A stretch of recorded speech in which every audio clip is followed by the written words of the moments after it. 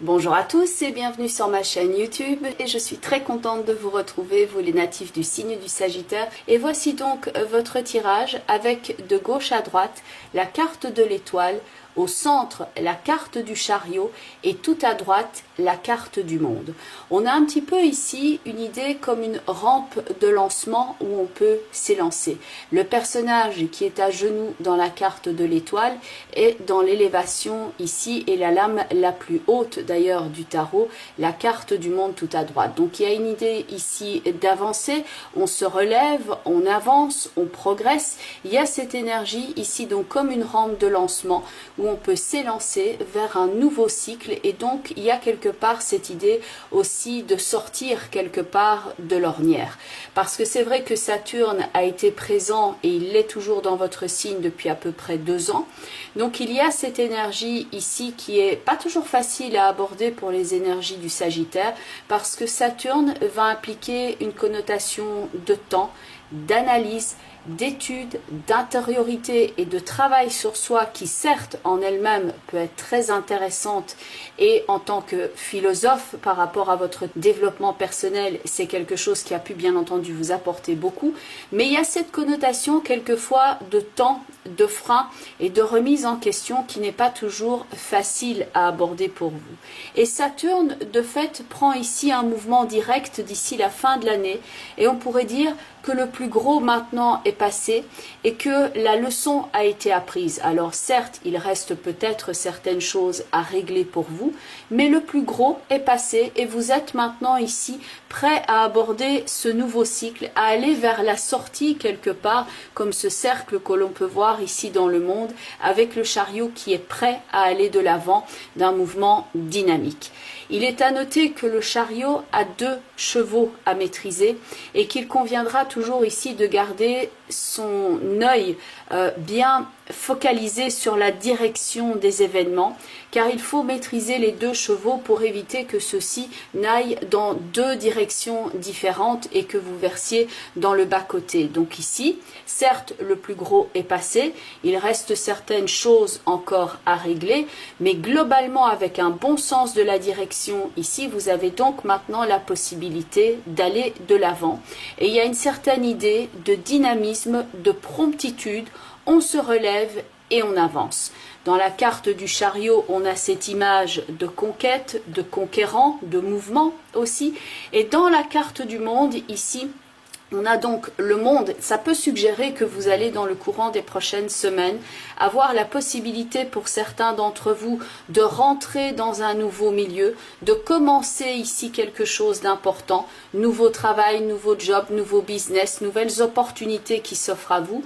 Et cela peut aller de pair avec pas mal de déplacements et donc votre énergie va être pas mal sollicitée et ce d'une façon assez dynamique. À noter donc, toujours bien garder ici l'œil rivé sur la direction que prennent les chevaux, car c'est le personnage qui est ici à l'intérieur du chariot qui doit maîtriser son chemin et non les chevaux qui décident du chemin à prendre. Donc à ce sujet, il y aura peut-être d'ailleurs certaines choses ici, comme l'indique la carte tout en haut de la rencontre ici de l'arcane sans nom avec le battleur, certaines choses que vous devrez peut-être soit laisser de côté totalement, soit momentanément, que pour pouvoir ici gérer la bonne conduite du chariot parce qu'on n'a peut-être pas suffisamment de temps que pour tout gérer. La carte du battleur est avec un personnage qui est debout, actif. Il y a beaucoup de mouvements en cours dans cette carte. Il est là et il est debout, actif, et il a, disons, pas mal de choses avec lesquelles il doit jongler. Et pour la bonne marche, disons, du chariot ici, il conviendrait peut-être de laisser quelque chose de côté, donc soit définitivement, soit de façon momentanée, parce qu'on ne va pas pouvoir gérer tout en même temps.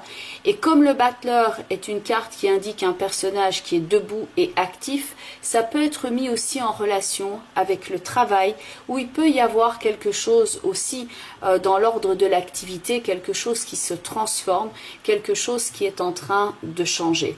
C'est un changement que vous avez déjà mis en place ici depuis un certain temps avec l'étoile et la papesse.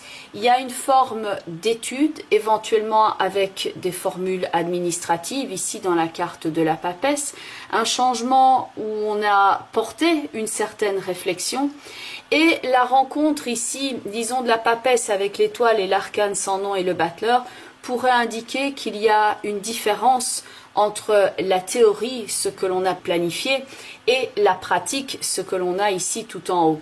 Donc vous aviez planifié certaines choses, vous avez fait 3 pas en avant, au fur et à mesure que vous avancez, il y a certaines choses qu'il convient de redéfinir, de changer, de réévaluer pour conduire finalement le chariot de la meilleure façon qui soit. Donc vous avancez, vous corrigez, vous transformez, vous revenez en arrière, vous changez et ensuite vous avancez. Donc point de vue de ce mouvement, c'est pas qu'il y a une peur du changement, je pense, du tout pour vous, d'ailleurs à ce sujet-là, mais que vous faites ça ici d'une façon qui est assez efficace, et il y a une faculté d'adaptation ici probable qui fait que vous êtes capable de gérer ce mouvement continu entre la théorie et la pratique, ce que l'on avait planifié et ce qu'il faut faire très concrètement pour que donc la marche puisse continuer à filer droit.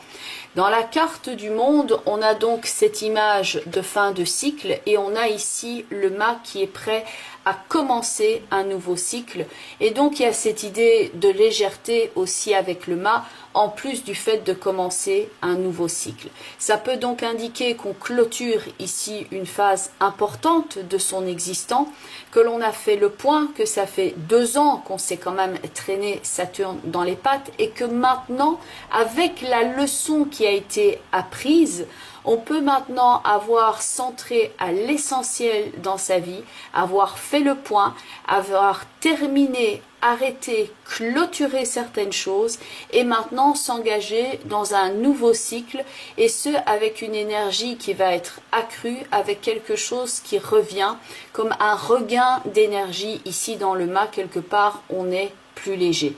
Dans le monde et le mât, il y a cette idée de nouveau de déplacement, d'entreprise, le fait d'être entreprenant et d'aller de l'avant, et le fait d'avoir clôturé un cycle important et en commencer un autre qui est important.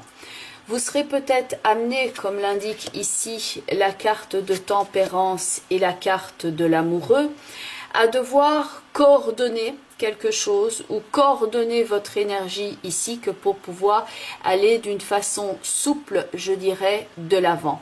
Il y a parmi donc ici cette énergie-là, peut-être à certains moments des énergies contradictoires que vous devez apprendre à gérer au mieux.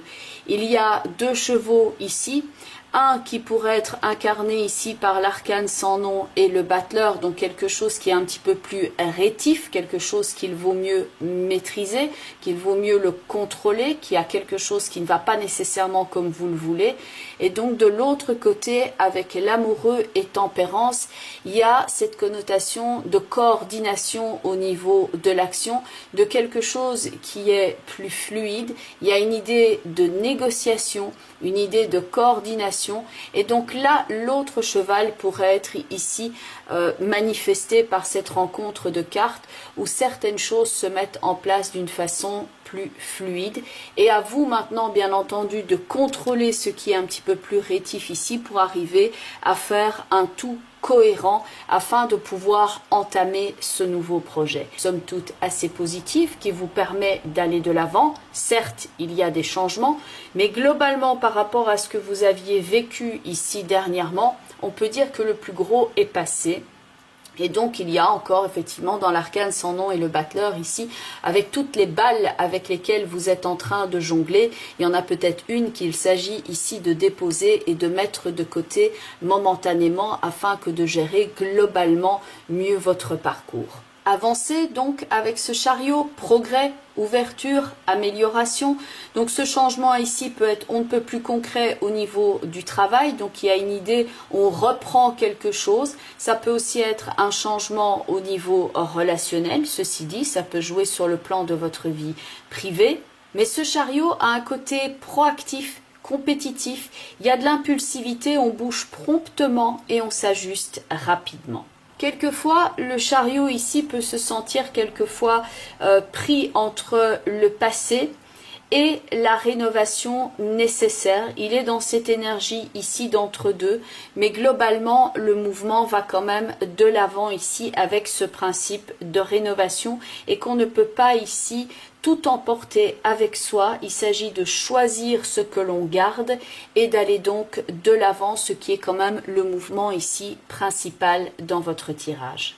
Veillez bien à être ici la figure de proue qui gère les différents éléments en cours. Dans Tempérance et l'amoureux, il y a cette capacité de négociation, d'organisation, de coordination des différents domaines, donc les différents aspects par rapport à la situation en cours.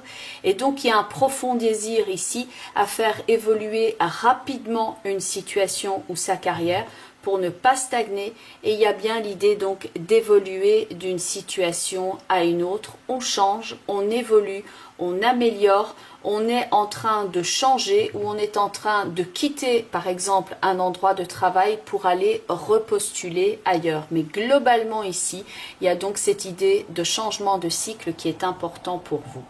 Ça rejoint exactement les cartes au niveau des portes de l'intuition. Et la première est la carte du plongeon. Donc on voit cette traversée ici dans le mur, la traversée que vous êtes en train d'effectuer. Et on quitte donc un paysage ici pour en rejoindre un autre dont on aperçoit déjà une partie ici au travers de cette brèche. Un petit peu comme la rencontre du chariot ici avec le monde. On voit l'opportunité, la fenêtre ici qui est en train de s'ouvrir, l'opportunité et le fait de commencer donc ce nouveau cycle. La carte du plongeon dont le texte est « Courage et lancez-vous », une réalité pleine de promesses vous attend. Donc on a cette idée d'avoir clôturé quelque chose qui pouvait être, disons, assez difficile, un petit peu à l'image de ce qui est ici au niveau de l'écorce. C'est une traversée, il y a quand même quelque chose de très puissant dans le transit de Saturne. Et là maintenant vous êtes en train de passer sur un autre plan, sur une autre réalité. Et donc il y a quelque chose que vous êtes en train de planifier qui est déjà ici quelque part dans la ligne de mire que vous entrevoyez et dans lequel vous vous dirigez, même si certes il peut y avoir encore certains changements bien entendu qui doivent être à l'ordre du jour. La deuxième carte peut ici parler, donc bien entendu de l'aspect sentimental puisqu'il s'agit de la carte de l'amour. Il s'agit ici aussi d'un message non seulement par rapport au relationnel, mais de faire les choses avec amour. Ça peut parler aussi de vocation, ça peut parler du fait d'être apprécié aussi au niveau de ses compétences. Il y a cette idée de cohésion ici entre deux personnes pour faire une idée de coordination, de partenariat quelquefois au niveau du travail, et donc le fait d'être dans une activité qui nous engage ici pleinement et on n'y va pas avec les pieds de plomb. La carte de l'amour ici va parler de ce mouvement du chariot, de sa faculté de réalisation ici et de s'engager avec cœur dans ces nouvelles entreprises. La carte de l'amour dont le message est « Reconnaissez toutes les personnes formidables qui vous entourent » et donc il y a cette connotation pour certains d'entre vous éventuellement de travail en équipe ou de faire équipe aussi avec d'autres personnes, avec le côté relationnel et couple, et aussi ici d'être votre meilleur partenaire au niveau de l'action et de vraiment tout bien coordonner afin que tout puisse s'imbriquer de la meilleure façon que ce soit pour faire donc une image ici cohérente et un tout. La troisième carte au niveau des portes de l'intuition est la carte de l'horloge, avec cette horloge ici bien entendu qui va nous parler du temps, du principe de Chronos. Et Chronos justement est dans la mythologie en relation avec Saturne en astrologie. Donc Chronos, le principe du temps, le principe du cycle, de la réflexion, et donc le temps qui peut être ici une connotation importante. Pour certains d'entre vous, il est temps de prendre le temps, il est temps d'évoluer, il est temps d'apporter ce changement. Il y a quelque chose où vous êtes peut-être dans les starting blocks ici aussi avec le chariot, prêt à démarrer. Ça peut être aussi significatif d'une date précise pour laquelle vous vous êtes par exemple engagé avec la carte de l'horloge et qu'il y a quelque part une date que vous vous êtes fixée. Je souhaite avoir réalisé ceci ou cela ou m'engager dans telle route pour tel moment, et qu'il y a donc par rapport à votre avancée le temps qui bien entendu évolue et avance, et pour certains d'entre vous, tout ne va pas pouvoir être réalisé en une seule journée, mais il y a donc ici le fait peut-être de choisir aussi ce qui doit être réalisé dans un premier temps, laisser certaines choses de côté afin que d'avancer naturellement au mieux. La carte de l'horloge dont le message est du temps et une réelle volonté d'aboutir vous donne le résultat désiré. Il s'agit donc ici de tenir bon que pour pouvoir avancer, de prendre les différents éléments en compte et de donc toujours bien gérer ici la coordination au niveau du mouvement avec ces deux chevaux à maîtriser. La dernière carte au niveau de l'oracle qui s'appelle donc le langage secret des couleurs, vous la voyez face à vous. C'est de nouveau une image d'amour, une image de couple, donc tout cela peut jouer de nouveau bien entendu par rapport au relationnel, la vie intime, mais également tout ce qui est partenariat ici. C'est la couleur vermillon qui va vous aider ici à attirer les relations dans le sens large. Ça peut être au niveau socio-professionnel et ça peut bien entendu jouer ici sur le plan relationnel. Le côté ici aimant de nouveau ressort, le côté charisme, l'aspect ici relationnel, le fait d'aimer à nouveau, que l'aspect relationnel est quelque chose d'important ici pour vous. Et cette couleur dont le message est donc attirer les relations, va ici vous aider à ouvrir votre cœur.